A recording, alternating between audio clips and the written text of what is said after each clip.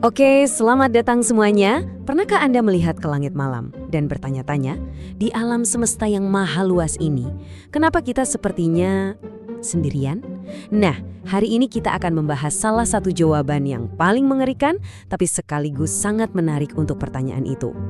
Dan kuncinya ada di sini, dari novel fiksi ilmiah The Dark Forest.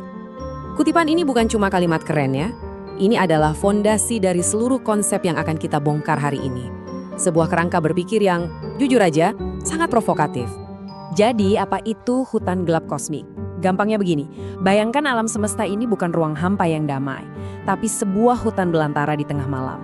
Hipotesisnya bilang peradaban lain itu ada, tapi mereka semua tiarap bersembunyi dalam diam. Kenapa? Ya karena rasa takut dihancurkan oleh pemburu lain yang mungkin juga bersembunyi di kegelapan. Oke. Takut dihancurkan. Tapi kenapa harus sampai segitunya? Nah, untuk mengerti akar ketakutan ini, kita harus mundur sedikit ke sebuah pertanyaan besar. Sebuah teka-teki kosmik yang sampai sekarang masih bikin pusing banyak orang. Pertanyaannya sederhana banget, dilontarkan oleh fisikawan Enrico Fermi di tahun 1950. Dan pertanyaan sesederhana ini justru membuka sebuah kontradiksi raksasa yang, jujur saja, sampai detik ini masih menghantui para ilmuwan. Nah, inilah yang secara resmi kita kenal sebagai paradoks Fermi. Coba dipikirkan ya, ada miliaran galaksi. Tiap galaksi punya miliaran bintang.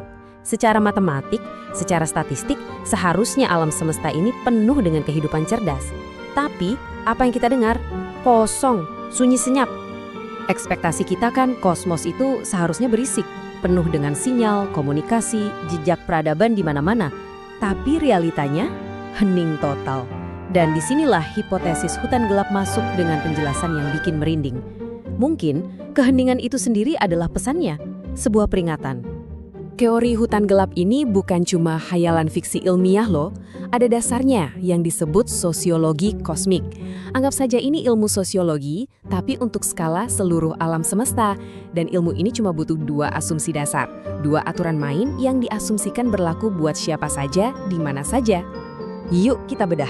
Aksioma pertama, semua peradaban tanpa kecuali tujuan utamanya adalah bertahan hidup. Simpel kan? Aksioma kedua, semua peradaban pasti tumbuh dan butuh sumber daya lebih banyak. Masalahnya, sumber daya di alam semesta ini terbatas. Nah, dua hal ini saja, keinginan bertahan hidup dan sumber daya yang terbatas, sudah cukup untuk jadi resep bencana kosmik. Dari dua aturan main yang kelihatannya simpel tadi, muncullah dua konsekuensi yang mengerikan. Dua hal yang pasti terjadi kalau ada dua peradaban yang tahu keberadaan satu sama lain. Kita bahas satu persatu. Yang pertama adalah rantai kecurigaan. Bayangan begini, Anda nggak bisa percaya sama mereka, dan mereka juga nggak bisa percaya sama Anda. Kenapa? Karena jaraknya luar biasa jauh. Butuh ribuan tahun cuma untuk bilang halo dan dapat balasan. Nggak ada waktu buat membangun kepercayaan. Dan kalau Anda salah menebak niat mereka, taruhannya bukan cuma kalah perang, tapi kepunahan total. Konsep kedua lebih ngeri lagi, ledakan teknologi. Maksudnya, Anda nggak bisa meremehkan peradaban lain cuma karena kelihatannya teknologinya di bawah Anda sekarang. Perkembangan teknologi itu eksponensial. Bisa saja dalam perjalanan ribuan tahun Anda ke planet mereka, teknologi mereka sudah meledak, jauh melampaui Anda. Tiba-tiba, yang tadinya pemburu malah jadi buruan. Jadi, kalau kita gabungkan rantai kecurigaan dan potensi ledakan teknologi, apa kesimpulan logisnya? Hanya ada satu. Langkah paling aman, satu-satunya cara untuk menjamin 100% kelangsungan hidup peradaban Anda adalah serang duluan, musnahkan mereka sebelum mereka punya kesempatan untuk memusnahkan Anda. Bukan karena benci, tapi karena logika bertahan hidup yang dingin dan kejam.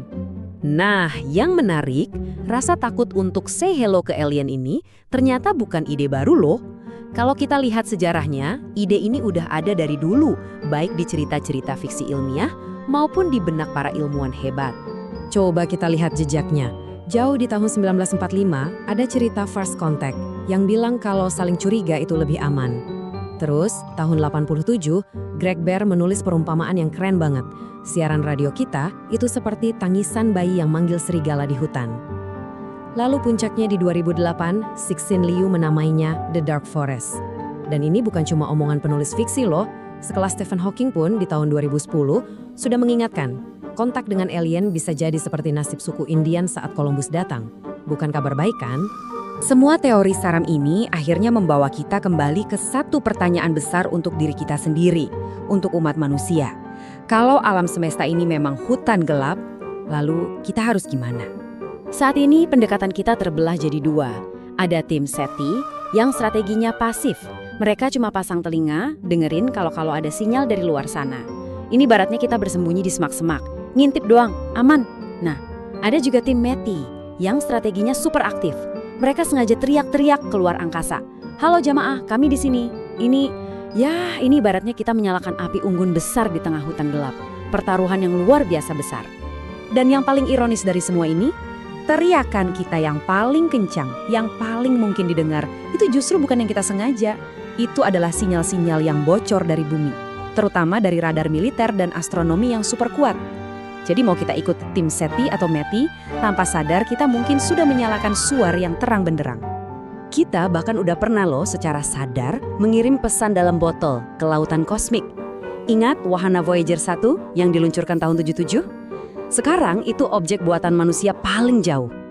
Dan di dalamnya ada piringan emas Golden Record, isinya suara dan gambar dari bumi. Sebuah kartu pos dari umat manusia yang sekarang melayang sendirian di kegelapan. Jadi kita sampai di pertanyaan pamungkas. Di tengah hutan gelap alam semesta ini, kita ini siapa?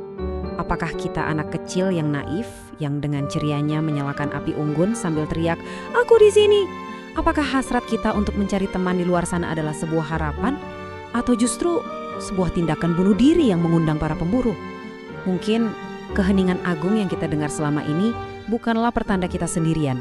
Mungkin itu adalah sebuah peringatan, sebuah pelajaran yang belum kita pahami.